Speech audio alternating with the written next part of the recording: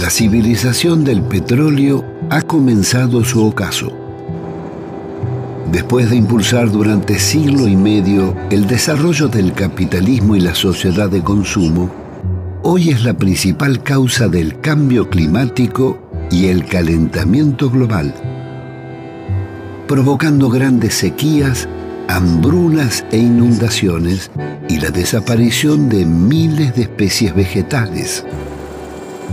El agotamiento del petróleo y la búsqueda de nuevos yacimientos están impulsando guerras devastadoras y nuevas formas de colonialismo que acechan las reservas argentinas con técnicas de extracción más contaminantes y peligrosas que las convencionales y que denominan fracking.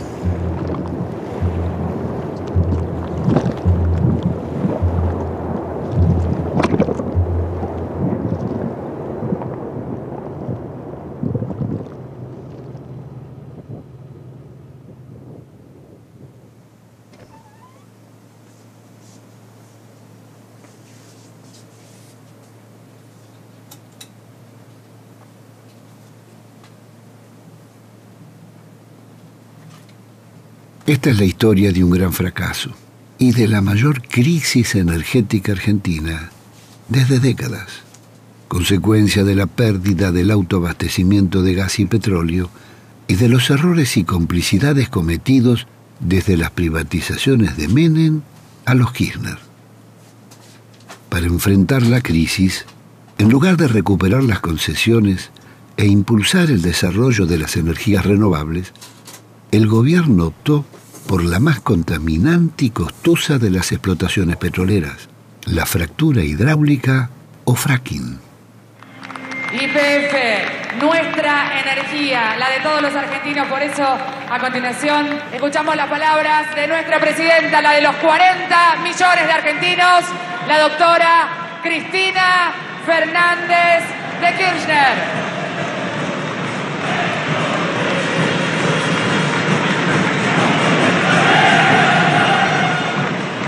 Esta fuerte inversión que está haciendo nuestra YPF, estamos explorando gas no convencional, combustible no convencional,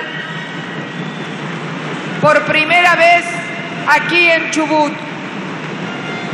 Tenemos la tercera reserva de gas no convencional, pero yo estoy segura, además, queremos ir por todo, por el convencional y por el no convencional, con toda la fuerza.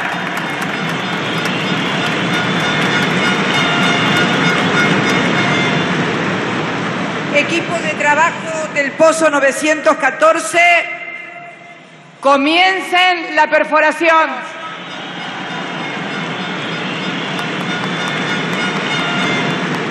Los anuncios de Cristina nos dejaron perplejos.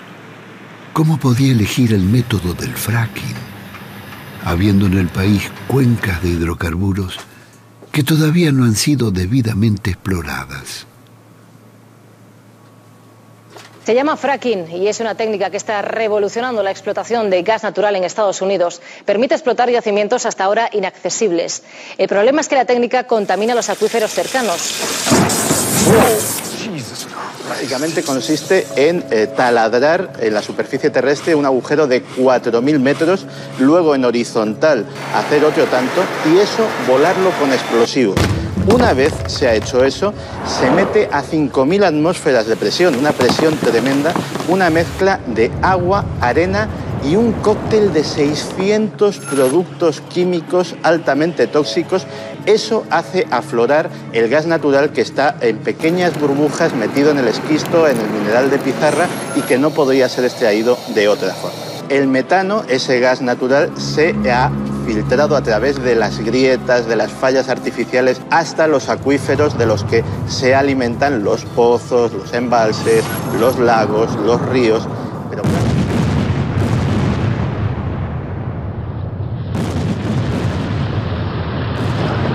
el fracking es una técnica equivalente, en pequeña escala e invertida, a la megaminería a cielo abierto.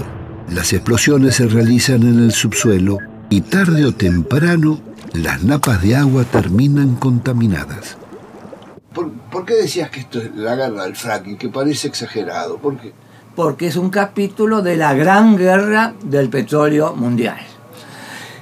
La decisión de hacer fracking en Estados Unidos detiene la ampliación de sus invasiones a otros pueblos. Ah, muy bueno. ¿Dónde? Es decir, y por ejemplo, Afganistán,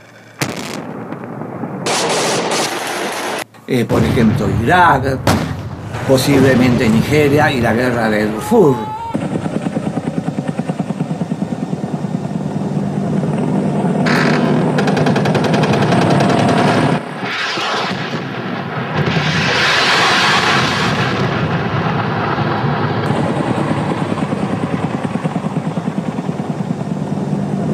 Y ahora viene el fracking como un capítulo no bélico de esta guerra.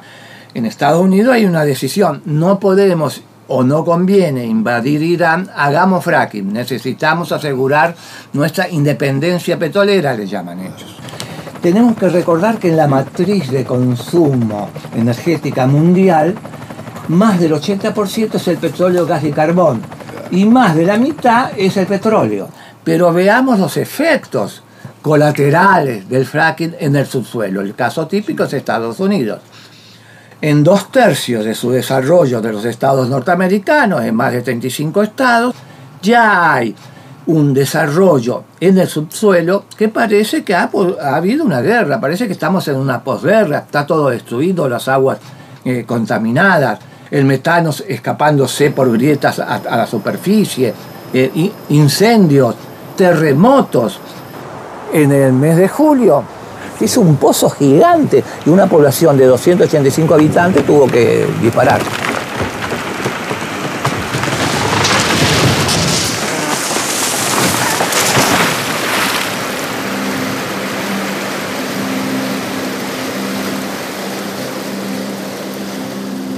El fracking ha sido prohibido en Francia y otros países europeos. En Estados Unidos está produciendo uno de los mayores desastres ambientales de su historia. Cientos de artistas, intelectuales y científicos se están pronunciando contra él.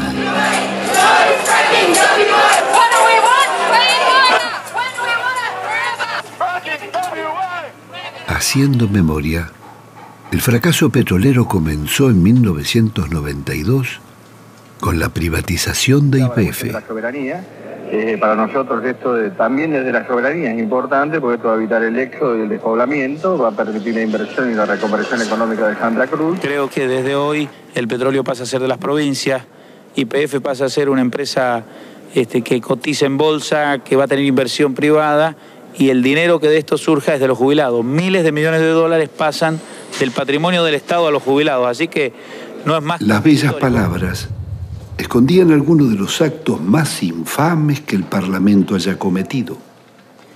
Con sobornos y falsos diputados, se votaron las privatizaciones de YPF y Gas del Estado, las dos mayores compañías argentinas.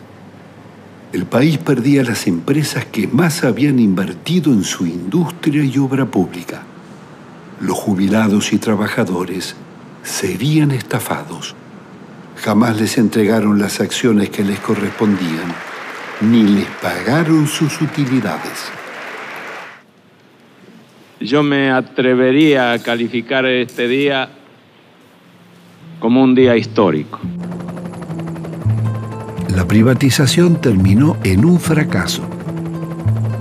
Las empresas vaciaron las reservas acumuladas por YPF, llevándose más de 30 años de gas y 5.000 millones de barriles de crudo. Un monto que hubiera bastado para acabar con la pobreza y convertir la Argentina en un país avanzado. Ningún gobierno le exigió a las petroleras reponer lo que extraían ni cumplir con las inversiones prometidas.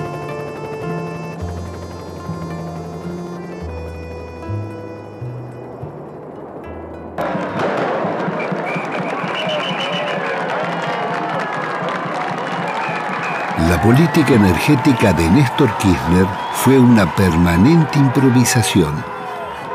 Con un crecimiento anual del 7 al 8%, su gobierno hizo muy poco para reponer energía y prever la creciente demanda. Todos los veranos se sufrieron grandes apagones y cortes de luz y restricciones para el comercio y la industria.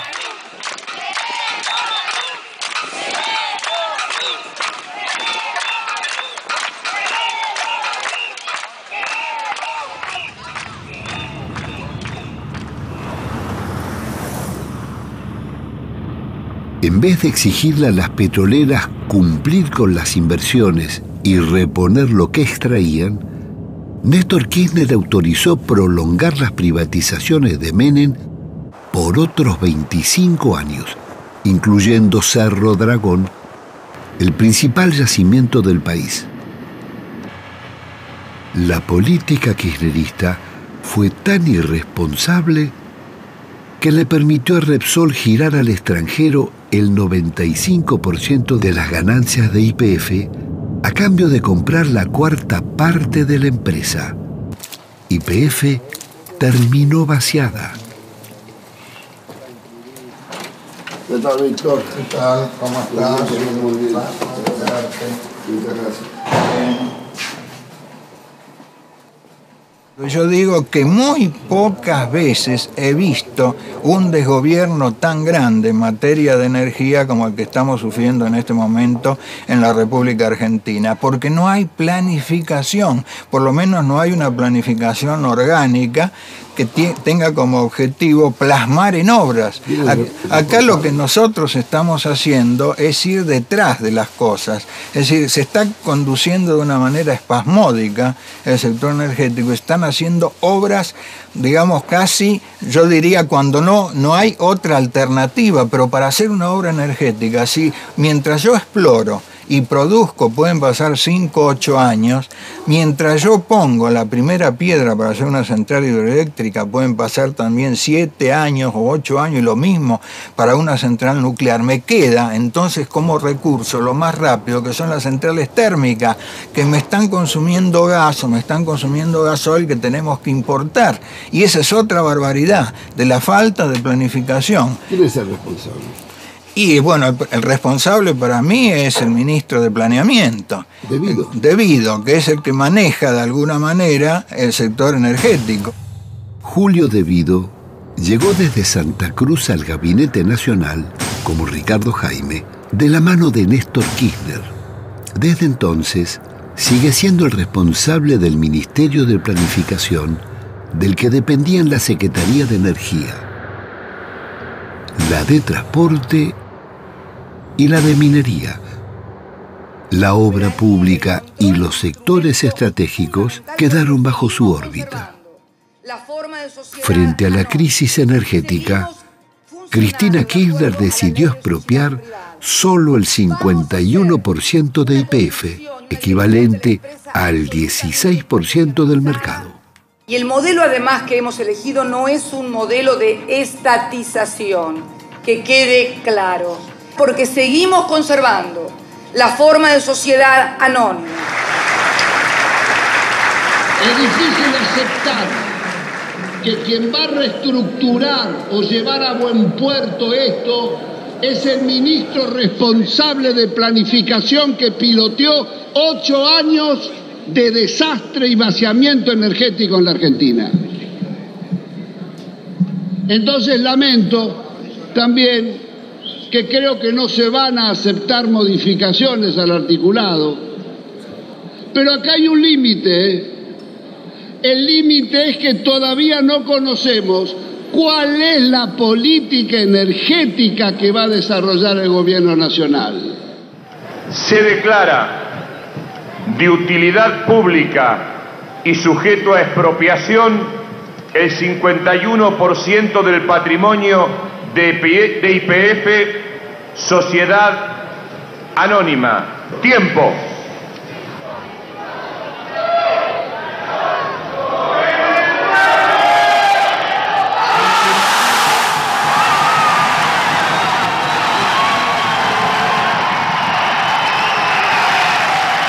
207 diputados votaron a favor de este proyecto que recupera para el Estado Nacional el 51% de las acciones de Con el apoyo de más de 80 diputados de la oposición, se votó en general la ley de expropiación parcial de YPF sin que el bloque oficialista concediera discutir ni una coma de las numerosas enmiendas presentadas.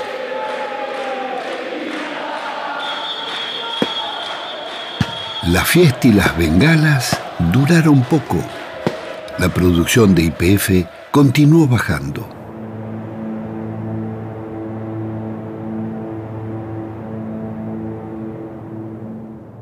La reducción de las reservas mundiales llevó a las transnacionales petroleras a disputar el yacimiento Vaca Muerta en Neuquén, uno de los más ricos del mundo. El gobierno decidió asociarse con Chevron, ex Standard Oil de los Rockefeller. Era como hacer una concesión a vida con el mismo diablo o con el Departamento de Estado americano. El argentino Miguel Galuccio, gerente en Londres de Schlumberger, especialista mundial en fracking, sería el nuevo presidente de YPF.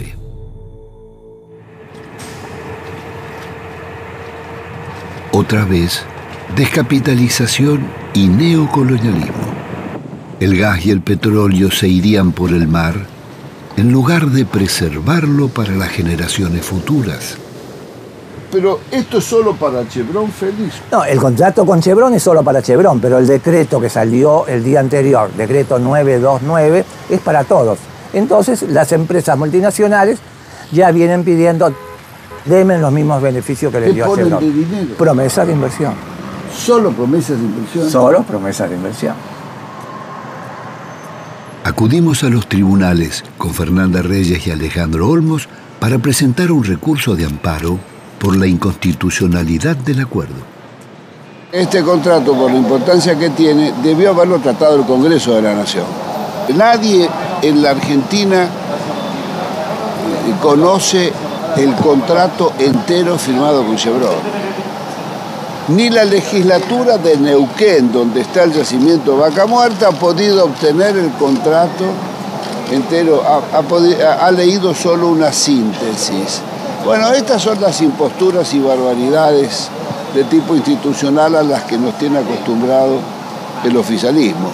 Viola la ley de hidrocarburos porque marca 25 años el tope de las concesiones y esto lo fija en 35, pasando por encima de la ley. La asociación con Chevron traía otros agravantes. Estaba bloqueada por la justicia de varios países. Una corte de Estados Unidos falló contra Chevron por contaminación ambiental en la selva amazónica de Ecuador. La compañía está condenada a pagar unos 9.500 millones de dólares por generar contaminación sin control en la Amazonía. Esto es Chevron Texaco, compatriota. En Argentina, a pesar de los fallos del juez y de la Cámara de Apelaciones, dando lugar al embargo de 19.000 millones de dólares solicitado por la justicia ecuatoriana, la Corte Suprema lo revocó, contrariando nuestra tradición jurídica. La gravedad de este fallo es que se privilegia la alianza entre el Estado argentino a través de YPF con una empresa que viola el derecho de los pueblos. Lógicamente que va a avalar la impunidad. Aquí es un problema de impunidad jurídica. Entonces, lo que estamos pidiendo a la Corte Suprema de Justicia que revea esta situación. Y yo, en el día de mañana, voy a viajar a Venecia para avanzar sobre la constitución del Tribunal Penal Internacional sobre los crímenes de lesa humanidad en el ambiente. Un gran viaje y portate bien. Bueno, me voy.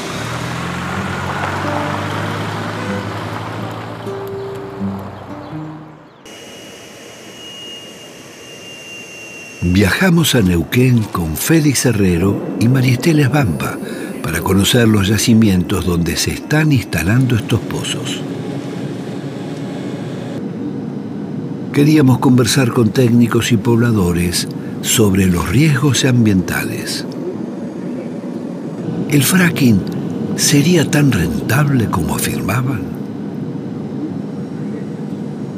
La primera charla que tuvimos fue con Santiago Benotti. Se sabe que el recurso está ahí y es grande. Digamos, puede ser que en este momento con los parámetros que hay, los geofísicos, geólogos, ingenieros, especialistas en análisis de proyectos, en general te van a decir que este negocio no cierra, pero no cierra con los parámetros de hoy y con los que nosotros conocemos.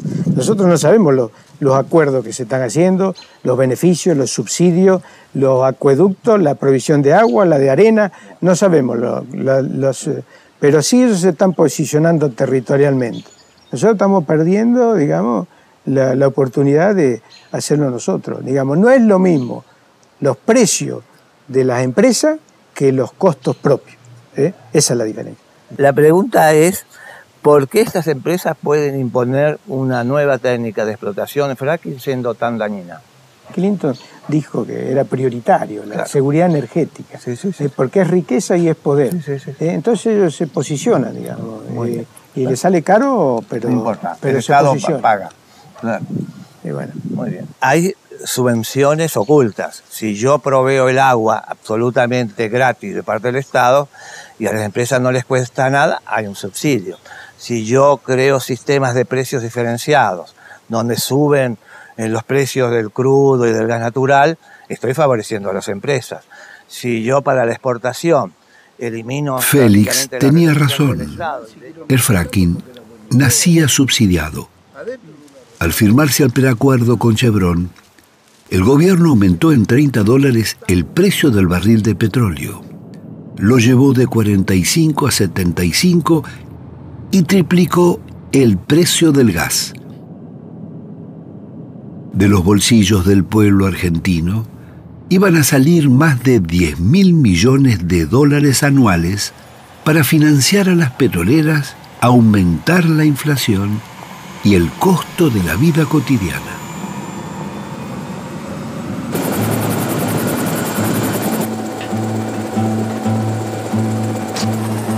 Estábamos volando hacia la región de Vaca Muerta, una de las grandes cuencas de gas no convencional del país, que atraviesa de sur a norte la provincia de Neuquén. Su potencial económico es de varias veces nuestro PBI, pero su rentabilidad aún no está probada. Las picadas y caminos de las petroleras, uniendo cientos de pozos, dibujaban una cuadrícula en el desierto y se perdían hacia el horizonte. Y los clústeres son una cantidad de equipos perforando al mismo tiempo. Eso es lo que está arreglando YPF con Chevron, con Exxon, no sé, con Apache, con Pan American, con los ingleses, ¿no es cierto? Perforar un pozo en Argentina cuesta por lo menos 4 veces más que en Estados Unidos. Te lo dicen todos los gringos, Históricamente, acá producíamos el petróleo a menos de $10 el barril. Con los no convencionales vamos seguro al precio internacional, 98, 100 o lo que sea, digamos. Todo eso encarece la industria nacional, encarece la energía, encarece los hogares, la industria se hace menos competitiva, la población se hace más pobre.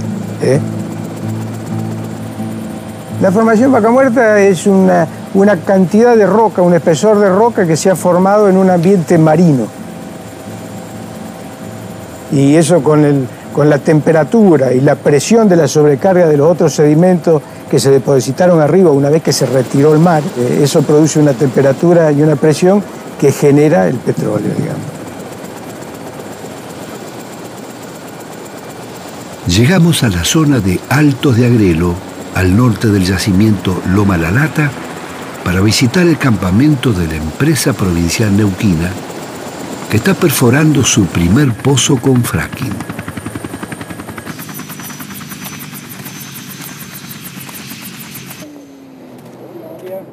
Pino, gustazo, por otro lado, yo soy un ex IPFiano de la IPF de la vieja IPF. Y estoy jubilado pero no retirado. Yo, con 20 años de campo, me pasé en el campo. La nueva quimera del oro negro es empujada por las contratistas americanas de servicios como Halliburton y un ejército de contratistas locales, empresas de transportes e insumos. El jefe del destacamento nos recibió amablemente con mate y tortas fritas y un informe técnico sobre la formación Vaca Muerta. Bueno, estos son muestras de la formación Vaca Muerta. La famosa Vaca Muerta. Este es un shell de vaca. Claro, esa es una muestra de Vaca Muerta que... Antes de pasar al equipo, pregunten. Por lo menos decime tu opinión sobre la rentabilidad de la explotación de los no convencionales. No tenemos claro cuánto es el subsidio que tienen en Estados Unidos las empresas para producir el no convencional, porque si allá está en discusión la rentabilidad, ¿viste? Y nosotros tenemos costos aún superiores, ¿cómo hacemos para cerrar este negocio? Pues está muy bien la pregunta, está perfecta. La respuesta la podemos referir o referenciar a allá, a Estados Unidos, o a acá. En Estados Unidos les ha pasado de todo. Y yo te digo, hidrocarburos, petróleo y gas, en Argentina está en evaluación aún. No, seguro. Esto está en evaluación todavía. Eso no está bien determinado. En Estados Unidos sí, ya tienen 15 a 20 años. Sí, totalmente. ¿Por cuánto tiempo se van a contaminar esas napas de agua? ¿Cuál es el tiempo? Sin agua y sin parar o llegar a disminuir sensiblemente el calentamiento global y la emanación de gases de efecto invernadero, estamos recagados. Pensando en las generaciones futuras. Nosotros estamos más allá que acá, estamos más del otro lado, lo que va a venir. Las petroleras y mineras operan sin seguros ambientales. Las leyes del ambiente son letra muerta por la complicidad de las provincias con las empresas. Estamos ante estragos y delitos ambientales mientras se impone la ley del negocio. No podemos hacerle caso a aquellos agoreros del subdesarrollo, a los agoreros que pretenden el pesimismo y que pretenden sumirnos en la miseria. Neuquén tiene en las tecnologías no convencionales su futuro y el futuro de sus hijos. Las bellas palabras del gobernador omitía decir que los pozos petroleros, tarde o temprano, tienen pérdidas, roturas o accidentes. El fracking multiplica los riesgos.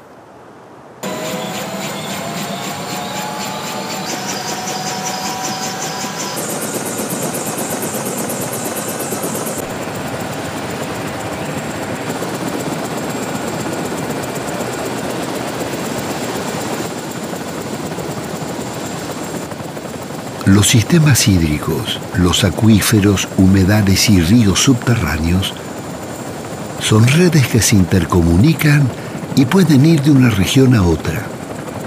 Gran parte de las perforaciones de fracking se están haciendo en la región que circunda el lago Marí-Menuco, a 50 kilómetros de la ciudad de Neuquén.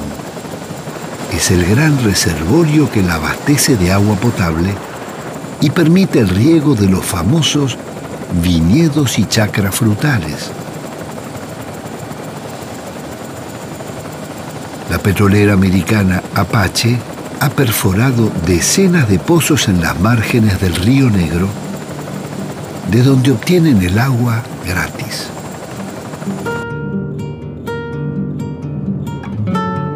Llegamos a la ciudad de Allen, a 30 kilómetros de Neuquén. Es la capital nacional de la pera y la manzana, con cientos de pequeños fruticultores. Por ahí es bueno recordar que Allen es la localidad que tiene mayor cantidad de productores en todo el Alto Valle. Sí. Aproximadamente 300 productores y efectivamente hay sobre todo plantaciones de peras. Bueno, esta es una chacra de 20 hectáreas netamente de pera. Tiene 5 variedades, si no me equivoco. Sí, 5 variedades. Tiene William, Packard, Danjou, Beau Reboz y una pera que se llama Winter Butler. La zona donde estamos es la principal productora del país. ¿Principal productor en cantidad o calidad? En calidad y en cantidad. Más que Italia. En pera sí. Tenemos otro tipo de clima y otro tipo de condiciones, ¿no? Somos Argentina el principal productor de pera, y la pera Williams no tenemos competencia en el mundo. Desde el año 2000 que somos productores orgánicos también, aparte de hacer un sector en convencional. Y lo empezamos a hacer por una cuestión de tratar de dejar algo mejor hacia nuestros hijos, ¿no? Que son la generación que nos sigue. Entonces empezamos con la producción orgánica, la cual nos gusta mucho. Cada vez nos gusta más y uno aprende muchas cosas. En definitiva, cuando esto empezó era todo orgánico, ¿no? Porque convengamos que los chacareros abusan de los agroquímicos también, de manera muy salvaje.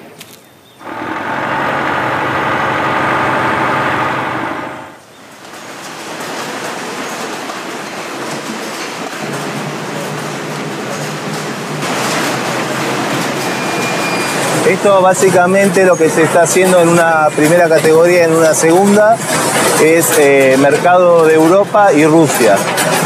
En pera no tenemos competencia, en manzana sí se ha limitado el mercado por la competencia chilena que es fuerte, sí.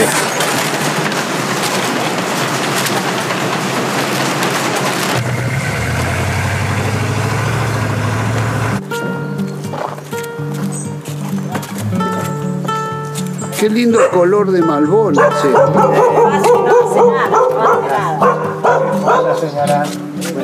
Uy, señores, ¿y esta fiera qué es? Es perrito. Ah, es su perrito, ¿cómo le va? ¿Cómo le va, don Alfredo? Acá hemos venido a invadirlo. ¿Qué tal? ¿Cómo está? Mi padre llegó en el 27 aquí. Italiano. Italiano. Y mi madre criolla, de origen vasco.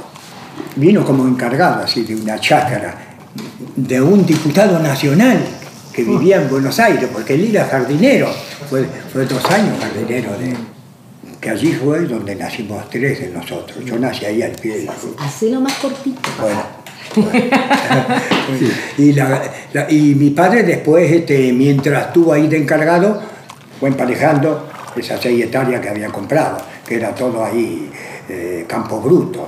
Era el páramo, no había nada. ¿Sí? ¿No? Lo único que había era la casa y el tinglado. Él me mostró una foto, sí. Esto arranca en 1935, ¿no? Fíjense. Bueno, yo nací en Allen, y una de las cuestiones más paradójicas es quizás que, bueno, desde hace varios años trabajo, investigo sobre todo lo que tiene que ver con extractivismo, megaminería, ahora explotación de hidrocarburos no convencionales. ¿Pero cuándo te fuiste, María? Yo me fui cuando tenía 18 años. ¿A dónde? ¿Estudiar? Me fui a estudiar filosofía a Córdoba y después hice un doctorado en Francia y volví hace unos 20 años ya a radicarme a la Argentina, a Buenos Aires. Nunca me imaginé que estuviera en peligro la continuidad de una economía regional como esta.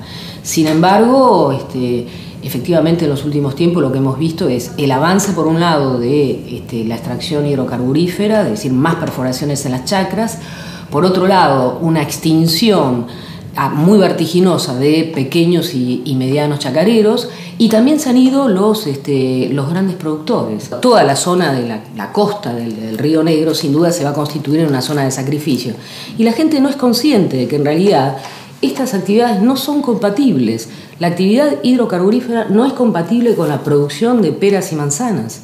Nos llamó la atención a mucha gente que llegó esta flota de 40 camiones y todos estacionaron alrededor del parque industrial, donde compraron ellos lo que era Millacó, que todos comentaban de que era una petrolera desconocida. Minga. Porque, por lo que se veía Apache, porque allí fueron, después de un día y medio que estuvieron ahí estacionados, y yo pasé 3 o 4 veces que saqué fotos, habían 2 camiones que estaban de culata con 2 grúas que estaban bajando las bolsas, pesan 1.500 kilos cada bolsa, que tiene esas 2 orejas. Acá hay otras también. Dice Fracturing Technology.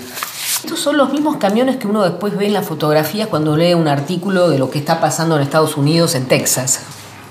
Dice que no se está haciendo fractura hidráulica, nada. Son mentiras. Si ellos mismos me lo dijeron y ahora lo va a ver. Ingeniero, que cada uno está en lo suyo. Pero escúcheme, ¿están fracturando? Sí. El que me dijo hoy, es terrible, señor. Era un joven. Es terrible. Acá se ha hecho, dijo, 5 fracturas. Llegamos a 4.000 metros de profundidad y ahí hacemos tallar los explosivos. Nosotros todos los martes tenemos una asamblea, lo que estamos justamente por el medio ambiente luchando. Yo tuve trato con Apache hace 1 año y medio. Tenía que arrendarle 1 hectárea y 1/4.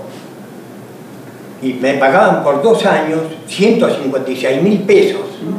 Yo tengo una chacra de 7 hectáreas. Ni en 5 años saco esa cantidad de dinero que viene limpio.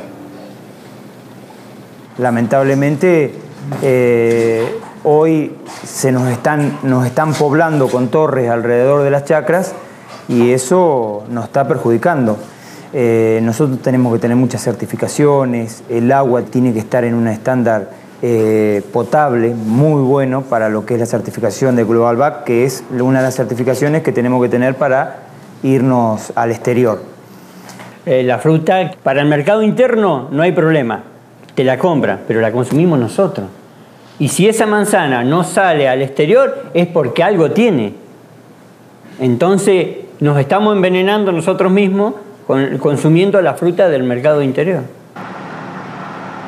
El tema principal en esto es que, bueno, los ofrecimientos de las petroleras en comprar hectáreas y eso va reduciendo mucho la zona productiva. Ahora mismo vamos a llegar a otro pozo que ya está perforado, ya está todo hecho, ya las cañerías ya pasan por acá, por la calle.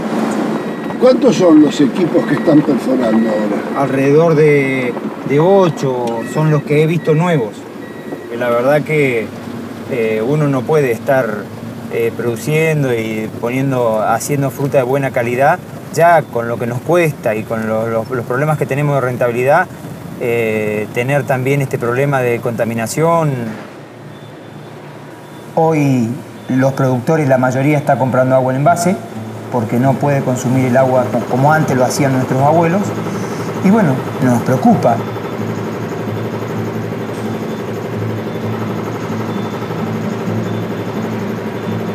La imprevista visita puso en descubierto que la petrolera inyectaba, junto a los millones de litros de agua, toneladas de sustancias radioactivas y químicas que hasta hoy se han negado a declarar cuáles son.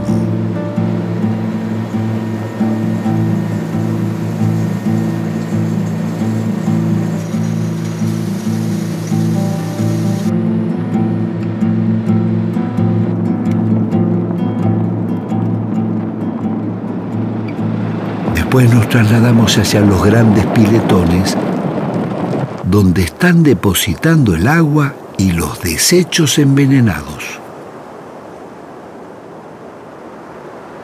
Acá se ha detectado contaminación de benceno y tolueno y otros químicos que son volátiles y son cancerígenos.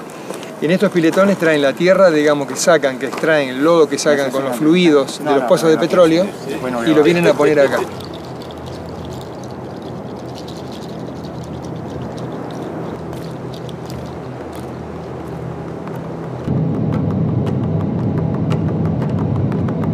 Continuamos viaje hacia la comunidad mapuche de Jelaicó.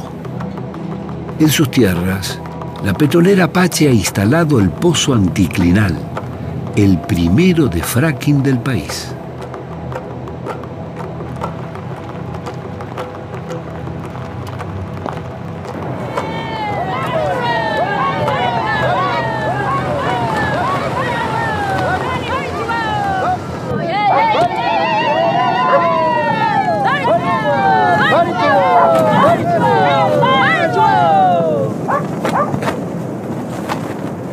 Mari Compuché, bienvenidos a Territorio Mapuche. Mi nombre es Ralmu Ñancu, pertenezco a la Confederación Mapuche y bueno, también acompañamos a la comunidad en la resistencia al fracking.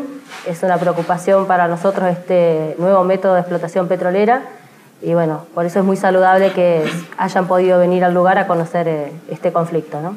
Y quisiera que contaran un poco eso, qué es lo que conversaron cuando se sentaron cara a cara con la empresa. Nosotros decidimos hacer una movilización, tomar a la empresa y preguntarle qué tipo de pozo, qué es lo que estaban haciendo. Nosotros queríamos saber qué es lo que estaban haciendo. La empresa vino acá, se sentó con nosotros y nos ofrecía 13.000 pesos para que nosotros estemos callados.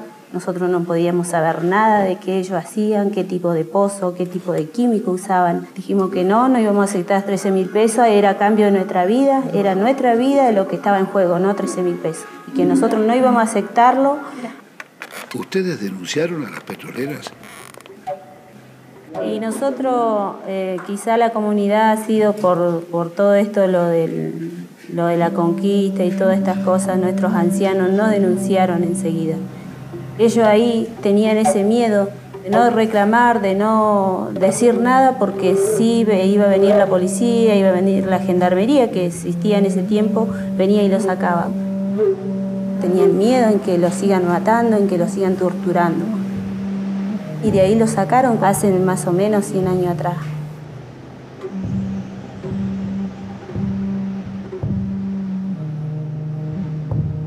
Cristina, ¿y en este tiempo desde cuándo empezaron a movilizarse? La comunidad en la época de Repsol sí hizo una acción, tuvimos una movilización bastante grande porque todo lo que era el hidrocarburo lo dejaban todo abierto, lo tiraban, hacían laguna y ahí se nos morían nuestros animales.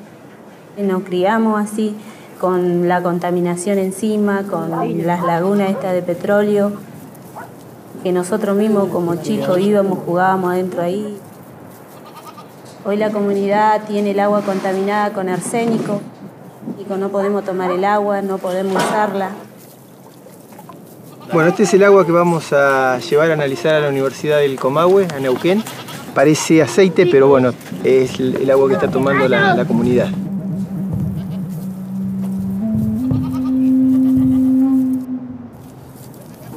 ¿Qué es lo que anda pasando con el rebaño, Villar? Y bueno, es que se hinchaba la cabeza, todo así, se le murieron algunas chivas. Porque se hinchaba la cabeza, no comían, no podían tomar agua. ¿Por el agua contaminada? Por el agua contaminada, sí, porque cuando llegamos a la cordillera, a los pocos días nomás empezaron a morir. ¿Y esta es la misma agua que toman ustedes? Y sí, cuando no tenemos agua, sí tomamos esta agua.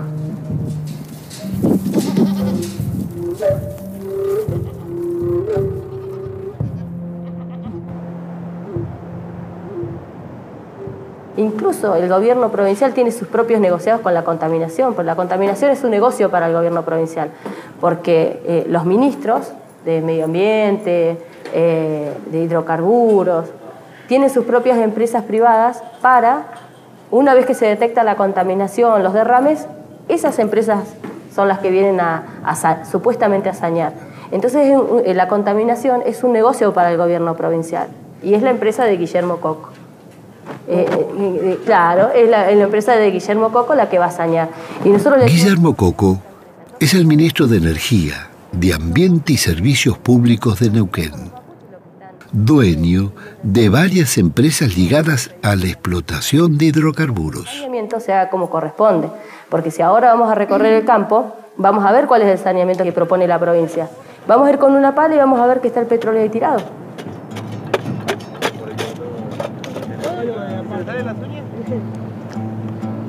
Cambia de color.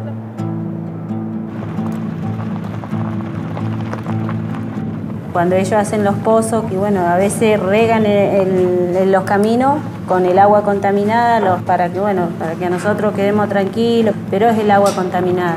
Después, cuando hay problema con las cañerías, siempre hay derrame de hidrocarburos, de gas. Las cañerías estaban a la intemperie, al costado del camino y sin ninguna protección. Finalmente, llegamos al pozo anticlinal.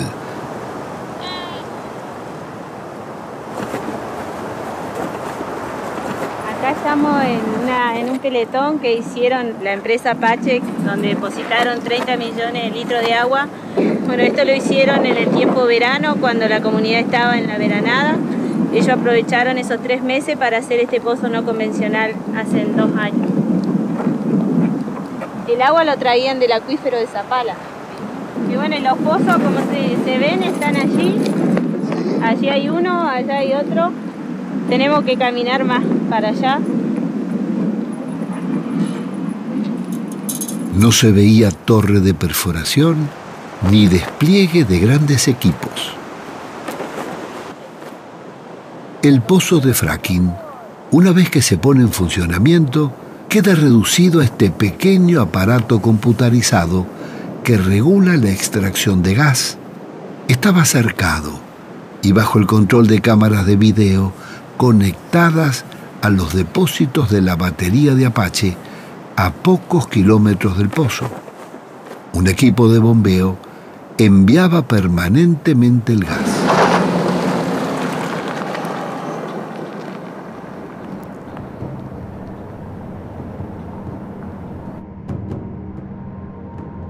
La batería de Apache estaba resguardada por un fuerte dispositivo de seguridad. Parecía un campo de concentración.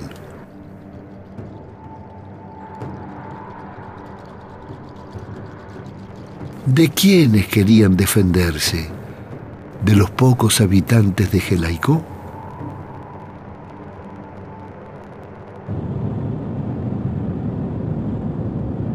Seguimos hacia la casa de Relmú y Martín. Nos mostraron imágenes de la represión que sufrieron al querer desalojarlos de sus tierras porque resistían la instalación de otro pozo. Apache ha perforado decenas alrededor de su casa y ahora quiere instalar uno con fracking.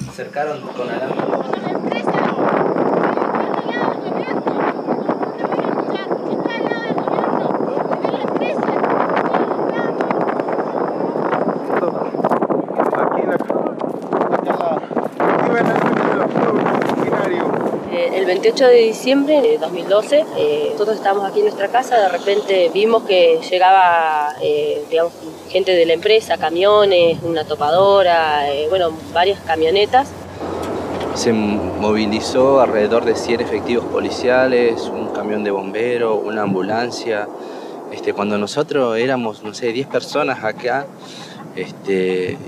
y totalmente desmesurado y fuera de cualquier contexto, porque esta persona cuando llegó al lugar empezó a decirnos que nosotros usurpábamos este espacio, que si la tierra era nuestra teníamos que presentarle la documentación de que éramos dueños titulares de las tierras, pero nosotros no estamos desde el 2006. Tenemos toda una historia detrás, no creo que nadie esté a la altura y tenga los fundamentos para decir que nosotros somos usurpadores de un espacio.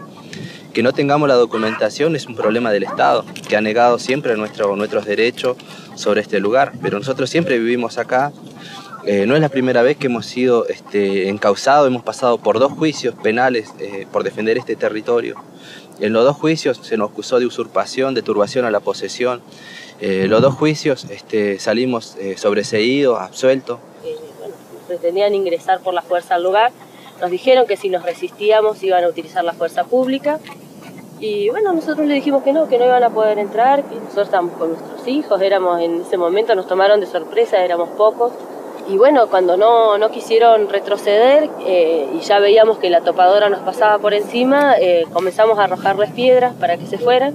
Y en el medio de esto quedó esta señora que nosotros no sabíamos quién era. En un momento que no nos dimos cuenta nosotros, una piedra... Acá todos están desarmados, estamos reclamando un derecho nada más.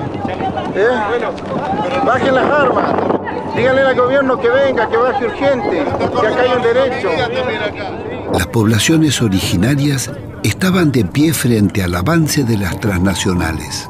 Meses atrás, en un referéndum realizado en la localidad neuquina de Loncopué, el 82% de sus 7.000 habitantes rechazó la instalación de una mega minera china a cielo abierto para extraer oro y cobre.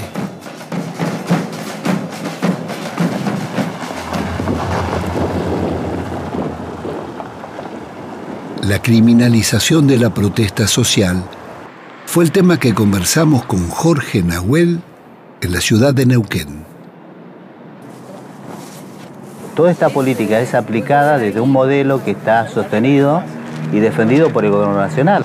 Por lo tanto, la complicidad entre el gobierno nacional y los gobiernos provinciales, como por ejemplo Infran en Formosa, o Gioja en San Juan, o Misiones, Jujuy, Chaco, Neuquén, son políticas absolutamente coordinadas y absolutamente acordadas. Entonces, el abuso de poder que hay contra las comunidades indígenas, contra sus territorios, es producto de una política absolutamente acordada entre nación-provincia.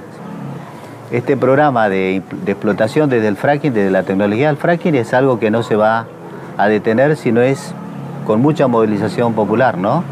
Y en ese sentido, la respuesta que el Estado ha dado a los cuestionamientos que hacen las comunidades afectadas por esta tecnología ha sido judicializar, ha sido abrirle procesamiento, intentar desalojo violento, intentar condenas, y por eso tenemos abiertas más de 50 causas penales y civiles. Y no es ajeno que se haya votado el año pasado la ley antiterrorista. Claro, la ley antiterrorista, por ejemplo, es toda una amenaza latente, que quizá en algunas regiones no, pero aquí en el sur es una herramienta que va a ser muy útil para detener toda la demanda y toda la movilización que se está generando en contra del fracking.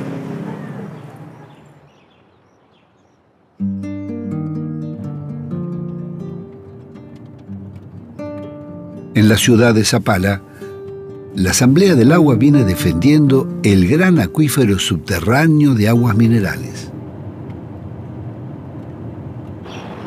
Tenemos una cualidad muy importante que la naturaleza nos brindó, nos ofreció, que es un acuífero. Un acuífero que está ubicado abajo de este territorio. Y este es el acuífero que está siendo utilizado por las petroleras, sería utilizado por las mineras también. Claro, se vendieron 30 millones de litros de agua, estimamos nosotros, para el primer pozo de gas, de fracking, que está ahí en la comunidad de Gelaicó, en el campamento anticlinal. Nosotros presentamos un recurso de amparo, pero por la venta del agua, no por el fracking, ¿no? Y nos encontramos con que la justicia es cómplice de este saqueo del agua, de este saqueo del acuífero Zapala. No tiene en cuenta que de este acuífero vivimos los seres humanos, los vegetales, los animales. Por presentar el amparo, la jueza Ivonne San Martín les hizo pagar los costos judiciales a los defensores del agua, alegando malicia.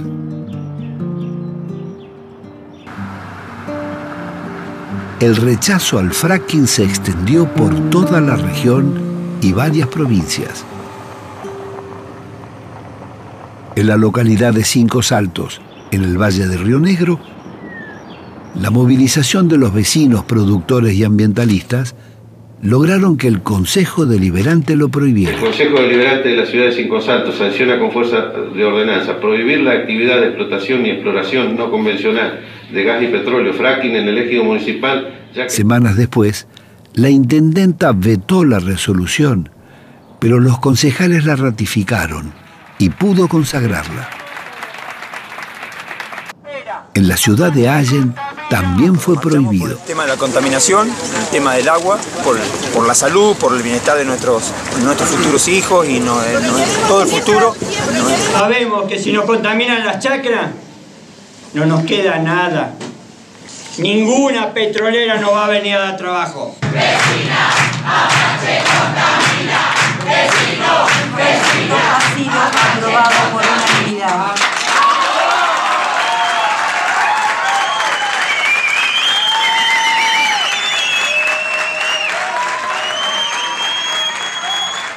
Y en la provincia de Entre Ríos, en 12 localidades fue prohibido.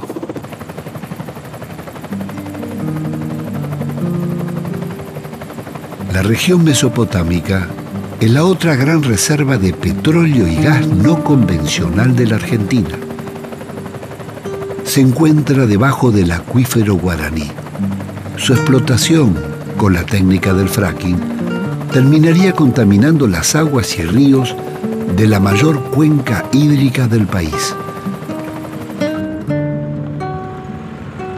Hoy en día el fracking aparece precisamente como alimentando esta idea de que América Latina o Argentina en particular puede ser una potencia productora de hidrocarburos. Hay que acudir a la historia latinoamericana para ver que efectivamente esto ha dejado siempre de manera inevitable un saldo absolutamente negativo. Pero sin duda, el fracking o la explotación de gas no convencional abre a un nuevo ciclo de conflictos socioambientales, especialmente aquí en Argentina. Ambientalistas y organizaciones sociales y políticas de la provincia presentaron en Paraná y Concordia recursos de amparo para impedirlo. En 12 localidades, el fracking fue prohibido. Todos los pueblos de Entre Ríos toman agua de Napa y los pueblos entrerrianos tomamos agua del acuífero guaraní. Por lo tanto, la obligación entrerriana es superior, superlativa, en relación al resto de las provincias argentinas en defensa del agua dulce. La idea de esta movilización y todas estas actividades como el amparo que acabamos de presentar es tratar de frenar el avance de este proyecto en Entre Ríos. Entendemos que una vez que se establezcan las multinacionales es mucho más difícil poder sacarlas del territorio de un territorio provincial.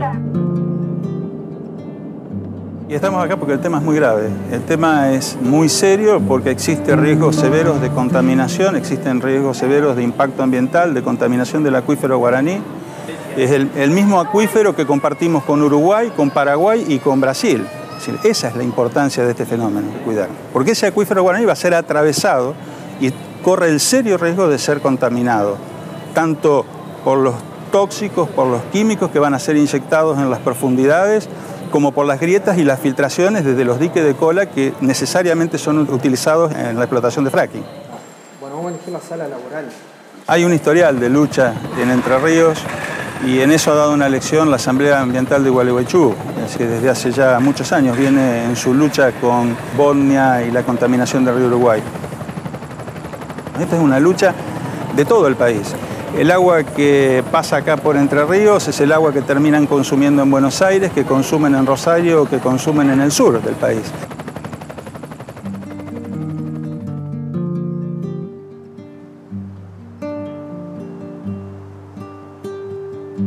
Nuestra geografía está dotada de grandes fuentes de energías renovables, como la hidroeléctrica, la eólica y la solar térmica.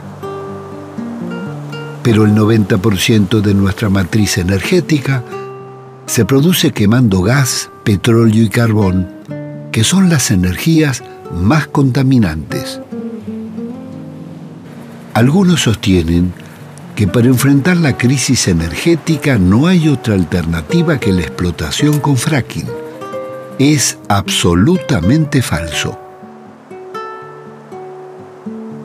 Argentina tiene suficiente petróleo para cubrir sus necesidades, pero nunca tuvo grandes reservas para ser un país exportador como Venezuela. Las que tenía acumuladas se las llevaron las petroleras con la privatización y nunca las repusieron. Todavía el país cuenta con 25 cuencas sedimentarias, de las cuales solo se explotan 7. Las 18 restantes no han sido exploradas en profundidad, entre otras las del Chaco paranaense, las del centro y oeste del país y las cuencas oceánicas. Santiago, ¿todavía se puede extraer gas y petróleo en las cuencas convencionales? Hay posibilidad de encontrar recursos convencionales.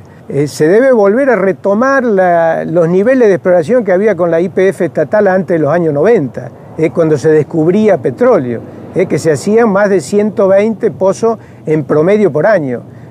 Ahora en los últimos años se han hecho un promedio de 20 pozos exploratorios, entre comillas, decimos los técnicos, porque eran pozos más de desarrollo o cerca de los viejos yacimientos de YPF, que realmente pozos exploratorios que abriesen brecha a nuevas a nuevas cuencas o nuevas áreas. Hay grandes áreas en el mar, de la misma manera que los brasileños han encontrado grandes recursos que le ha cambiado la historia, digamos, a través de Petrobras, su empresa estatal.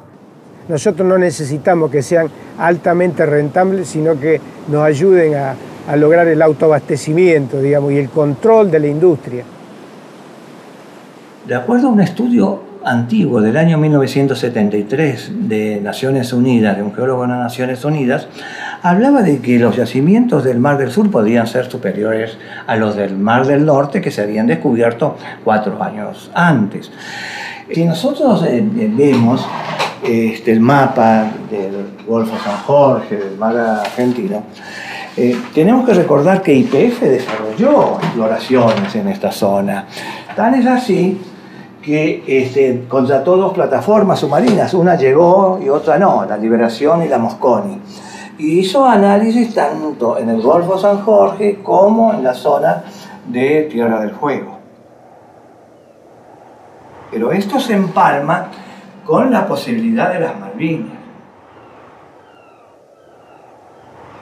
Las alternativas energéticas del país y sus energías renovables son tema permanente de estudio en nuestro Instituto de Propuestas.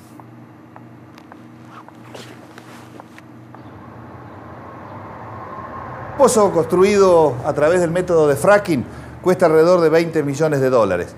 Si ese dinero, el dinero que nos costaría un pozo de fracking, lo empleamos en un parque eólico con aerogeneradores de potencia, con 6 aerogeneradores, que es lo que nos saldría con el mismo dinero de la construcción de un pozo de fracking, la energía al cabo de 6 años a través de la aerogeneración sería 4 veces superior que la que nos entrega el pozo de fracking. ¿Qué sucede después de 20 años de que los molinos de vientos están entregando energía? El pozo a los 6 años se acabó y sin embargo los aerogeneradores, estos molinos de viento, siguen entregando energía. Al cabo de la vida útil, este parque eólico o estos aerogeneradores nos van a haber entregado 80 veces más energía que lo que entregó el pozo de fractura hidráulica. Eduardo, vos decías que el parque eólico es más rentable. Entonces, ¿por qué el Estado no lo hace? Bueno, los pozos de fracking obviamente son un negocio para las compañías petroleras, en cambio que los parques eólicos podrían ser desarrollados por pequeñas cooperativas, municipios o incluso hasta ONGs. Bueno, pero la gran paradoja que existe es que la Argentina tiene un gran potencial en energías renovables, en energías limpias, que se calcula es superior a las 3.000 plantas nucleares. Se va a poder hacer una sustitución importante de importaciones. Tenemos una planta productora muy importante en la provincia de Mendoza, hay otras plantas en la Patagonia y hay una red de proveedores que alcanza alrededor de 200 empresas, fundamentalmente pequeñas y medianas.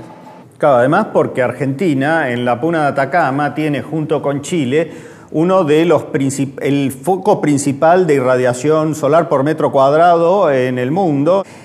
Tiene tal nivel de irradiación solar la Puna de Atacama que prácticamente una planta solar termoeléctrica sería competitiva en términos económicos con respecto a las plantas térmicas que queman combustibles fósiles, ya sea gas o fuel oil.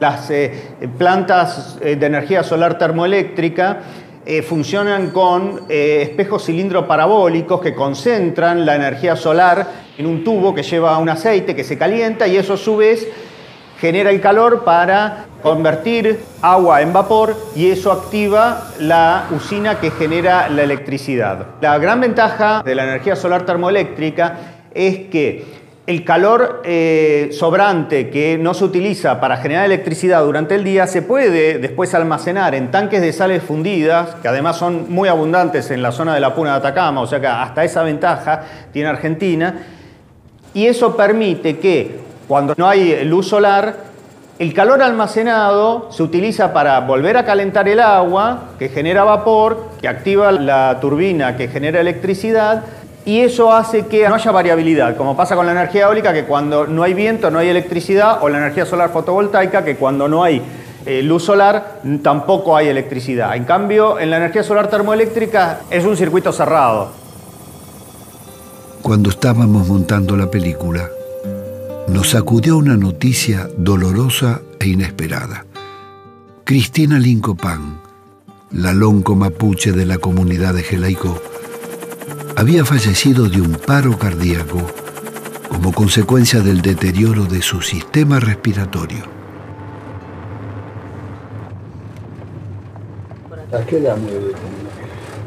Tina muere a los 30 años. Su enfermedad avanzaba en su cuerpo y ella no mostraba eso. Tina lo que tenía era náuseas permanentes. Tenía sus piernas muy hinchadas.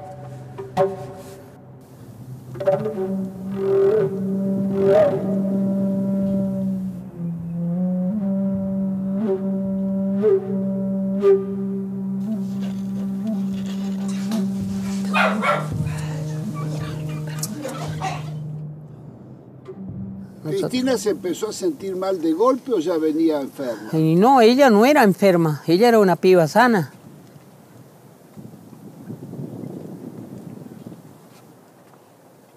Porque si ella hubiera sido una piba sana, una mujer enferma, entonces los chicos tenían que haber salido enfermos algunos. Los chicos son sanos todos, son 4 que hay. Hay un varón y 3 nenas. Y ellos tienen una mente para estudiar todo. Nosotros sabemos de que muchas de las enfermedades que aparecen en las comunidades afectadas por las empresas petroleras son por el venteo de gas, porque como decía la mamá de Cristina, el gas se ventea, aparece en la superficie y eso lo respiramos. Y el gas es algo nocivo para la salud, nadie tiene que estar respirando gas. Entonces, digamos, el primer responsable de esta situación es el Estado. El Estado con su gobierno a la cabeza, que es el gobierno de la provincia del Neuquén, el gobierno del MPN, que hace 50 años que tiene esta política de explotar, de saquear los recursos naturales y que la gente se muera. Claro, por eso uno no tiene ni casa, no tiene nada, ni agua ahora.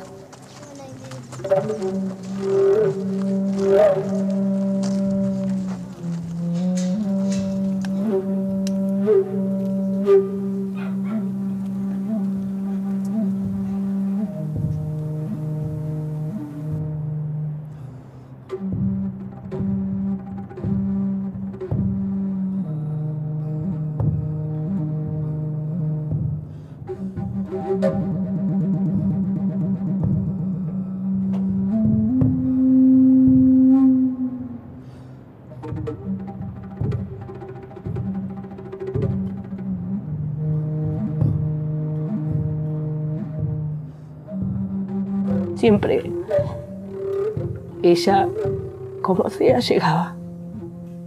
Recuerdo una vez que nosotros teníamos un corte acá y le avisamos a ella. Ella no tenía ni forma de venir nada y ella apareció caminando. Apareció caminando y bueno, se vino a quedar con nosotros, a acompañarnos, ¿no? Y nosotros hasta nos reíamos de ella porque decíamos, Tina, decíamos, Tina, como que nos reíamos, digamos, de como que lo veíamos como una parte como loca y otra parte convencida, ¿no?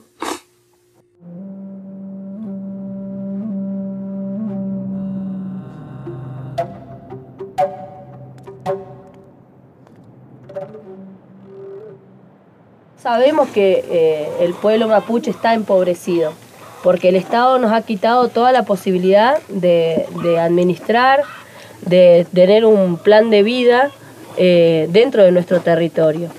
Pero no somos pobres, porque los recursos que hoy el Estado necesita para enriquecerse están dentro de los territorios mapuches o indígenas en el mundo. Si es necesario violar todas las leyes ambientales o crear leyes ambientales que les favorezcan a las petroleras, a las mineras, a todo aquel que venga a saquear el territorio, lo hacen y lo contaminan. Y los que nos llevamos las consecuencias somos nosotros, porque somos nosotros los que vivimos en el territorio. Acá no vive Zapac, no vive Cristina Kirchner, no vive nadie de ellos, somos nosotros los que vivimos acá. Nosotros sabemos que vivimos en territorios ricos, por eso decimos que el pueblo mapuche no es un pueblo pobre, es un pueblo empobrecido. En sus últimos días, Cristina había sido atendida en el hospital de Neuquén. conversamos con los médicos de la Asociación de Profesionales. Son pocos consultorios para el volumen de gente que circula. En la entrevista que nosotros le hicimos, se refería a que estaban tomando agua con muchos metales pesados y tenía mucho arsénico. ¿Qué provoca los metales o los hidrocarburos en el organismo? ¿Qué provoca? Obviamente trastornos sobre la reproducción, malformaciones, eso. Sobre la piel, la exposición en la piel. De todo el residuo de metales pesados que estamos hablando no hay remediación posible. Nada. Los metales pesados no se degradan con absolutamente ninguna cosa, y en el mismo proceso de mezcla o transporte de barros y todo lo demás, ¿a dónde terminan y por dónde se diseminan de los acuíferos y por qué nivel del acuífero? Si es por superficie, eso no lo sabe nadie. Cuando uno se mete dentro de la provincia, hay un pozo al lado del otro. Sí, y no hay ningún control público de nada. El Estado ausente y piedra libre para las corporaciones. Hacen lo que quieran, son los dueños del lugar. La imputabilidad de todo lo ambiental que tiene la industria está produciendo daños y todo es difícil porque no existen ya estudios. Es que no hay voluntad de que exista. Exactamente. Es una política, está en silenciar los efectos en la salud, los efectos en el agua, los efectos en el aire y en el organismo, no solamente de los seres, de las personas, sino también todos los animales. Los animales abortan, los alimentos, todo esto es una red. Y eso pasa en todos lados. Y las empresas monitorean el agua y los resultados de los monitoreos no son conocidos, no son difundidos, no se le entregan, digamos, a salud pública, ni se hacen públicos. Pero lo que es cierto es que no hay un estudio serio de impacto ambiental de lo que se hace. Y se deja las empresas de petróleo tienen una fuerte influencia en las universidades, que pagan cursos de posgrado, derivan sus fondos en las universidades ayudando, así entre comillas, ¿cierto? Pero eso hace que cuando este tipo de empresas, como los laboratorios de la industria farmacéutica en las facultades de medicina, van a hacer ese tipo de derivación de dinero, es porque alguna cuestión de tipo ideológico se está comprometiendo. El gran punto es si la investigación sigue siendo, como es ahora, una dependencia absoluta de los mecanismos que manejan el poder, llámese corporaciones petroleras, farmacológicas, que son los grandes negociados del mundo, ¿no? Y que impactan claramente por ahí.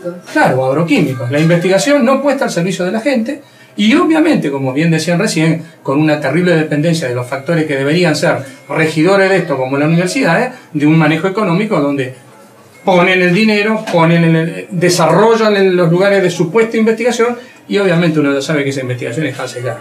Recién cuando hablábamos de remediar, digamos, la remediación debería ser para aquello que es algo inevitable. Todo lo que se puede prevenir no debería ser remediado, debería ser prevenido. Este es el problema. Entonces, estamos actuando 2 pasos atrás de lo que deberíamos actuar.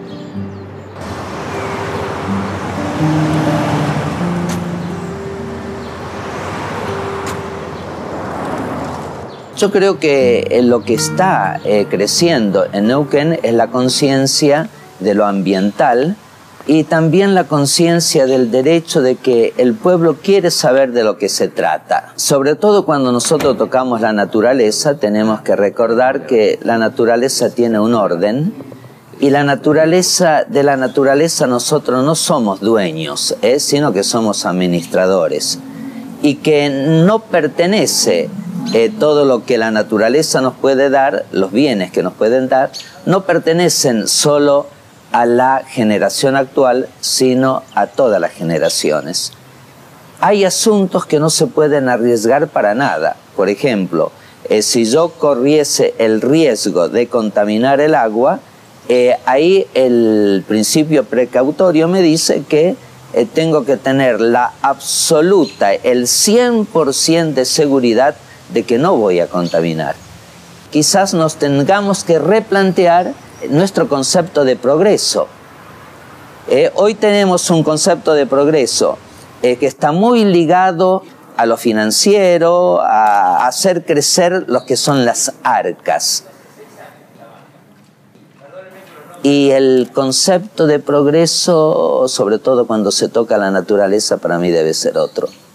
Y debe ser un concepto de solidaridad intrageneracional y intergeneracional con las demás generaciones.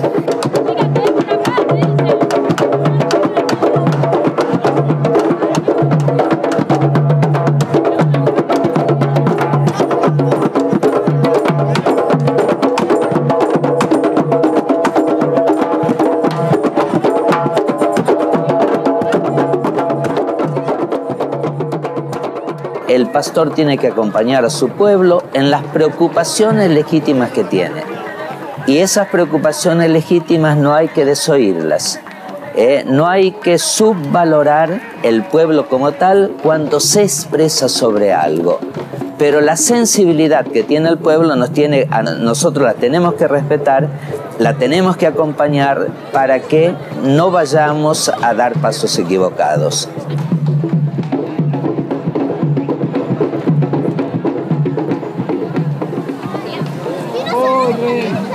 ¿Qué estás haciendo? Acá estamos, pinos firmes, manifestándonos, el pueblo mapuche, el pueblo neuquino, para impedir que se firme el acuerdo suicida de las petroleras Chevron, YPF, Neuquén, Zapag, que lo único que va a venir a hacer aquí a la provincia de Neuquén es lo que hizo en Ecuador, contaminación, muerte, y por eso estamos todos aquí hoy impidiéndolo.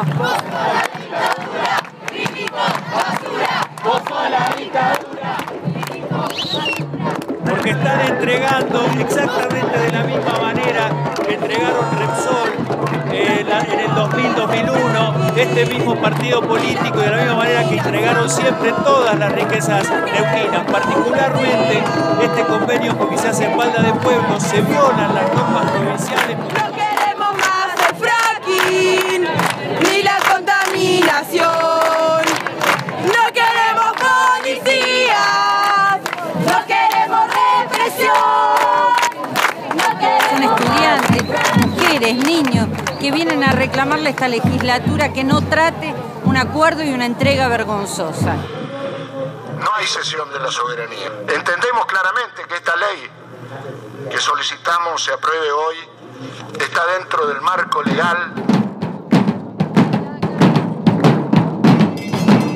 Porque como quieren sesionar tranquilos, entre comillas, porque como van a entregar la conciencia, el futuro, los principios, lo quieren hacer encerrados adentro de ese semejante edificio de gente que no tiene, ya perdió la vergüenza. No falta el respeto a nadie. Quiero decir que no soy una criminal porque estoy sentada acá y que yo vine a laburar.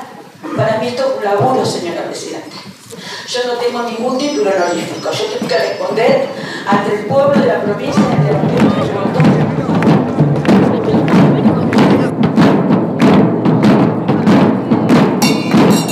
¿Cómo termina esto, muchachos? Yo creo que lo van a terminar aprobando. Acá la represión se va a endurecer y creo que la apropiación lo hemos visto, Pino. Esto hace años que lo venimos diciendo. La apropiación de los recursos naturales es por las buenas o por las malas. ¡Fuera Chevron! ¡Fuera Chevron!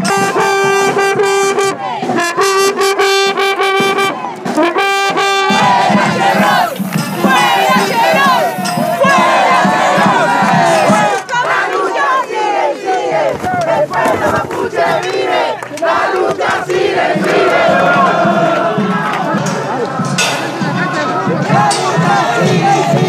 Piensen en sus hijos, en sus nietos. Señor, piensen en sus nietos. Bueno, que se retroceda, por favor. ¿Por qué van a tirar? ¿Cómo es tu nombre? ¿Por qué van a tirar? Tírame a mí. No, nadie le va a tirar. Nadie le va a tirar. ¿Dónde? Bien, vamos a dar inicio entonces a la orden del día.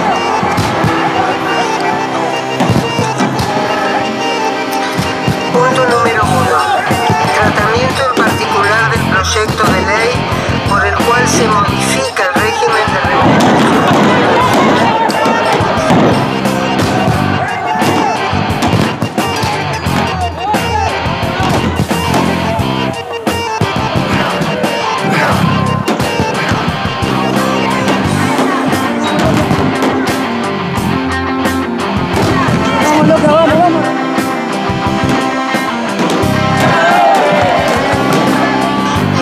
empresa YPF Sociedad Anónima, que fuera aprobado por el Poder Ejecutivo Provincial.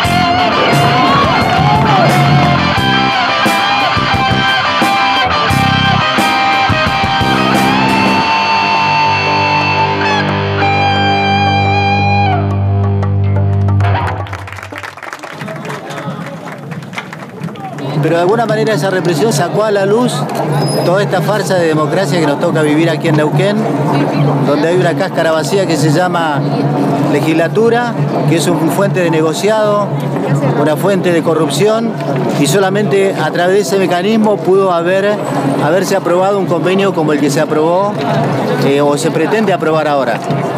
Van a tener que llegar a nuestro territorio y ahí lo vamos a estar esperando, porque lo que se quieren apropiar es justamente de nuestros territorios.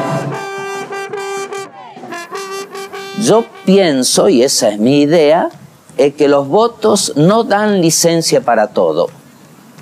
Los votos dan licencia para gobernar en función del bien común.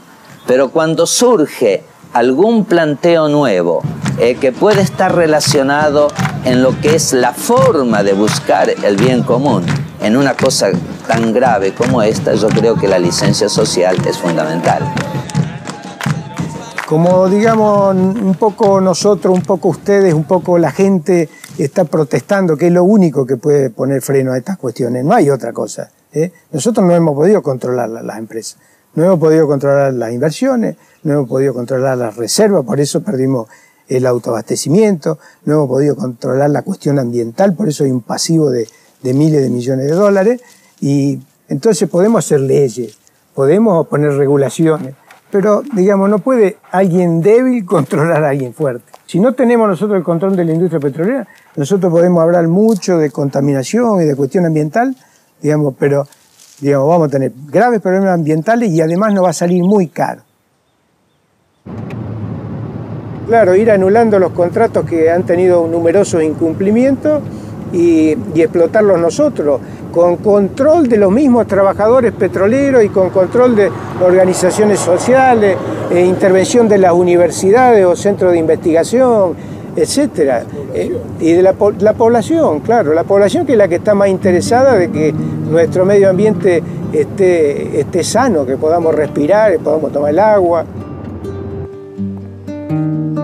Ahora cuando vemos que los funcionarios los colocan en YPF desde Londres, que el gobernador sirve a la petrolera que más paga a los locales, y bueno, entonces se pierde el concepto del bien público, se pierde el concepto de que las cosas son para los más humildes y para el pueblo y no para los ricos y las oligarquías. Bueno, eso es lo que estamos viviendo ahora de muchos funcionarios.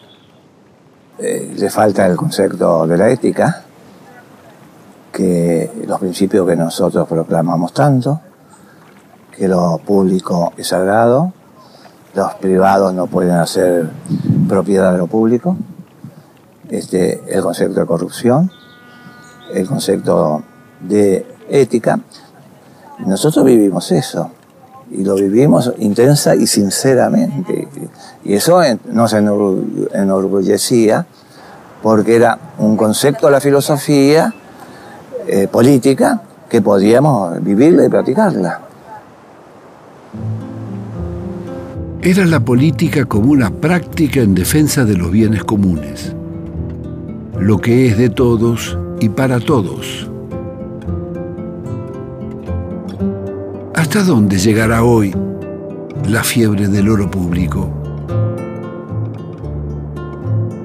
¿Seguirán comprando chacareros empobrecidos para instalar el fracking en sus pueblos, plazas y jardines?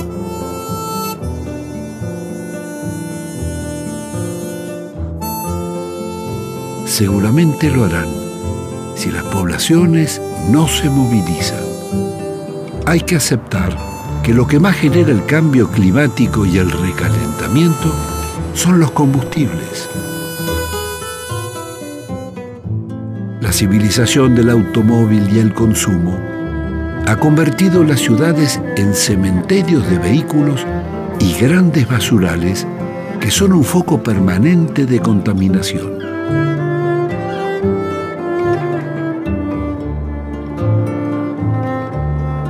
Es necesario impulsar un cambio cultural que modifique los hábitos del derroche y preserve el agua y la naturaleza para las generaciones futuras.